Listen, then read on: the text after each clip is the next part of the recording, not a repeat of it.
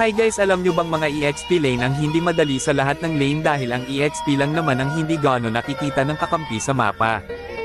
Tapos sinisisi pa pag minsan hindi makatulong sa clash kahit alam nyo naman na ang EXP lane user lang ang gumagawa ng paraan para lang maipanalo ang laro. Kaya sana pag hindi gaano makatulong ang EXP laner sa laro nyo ay intindihin nyo na lang dahil sila lang naman ang masipag mag-push para lang manalo.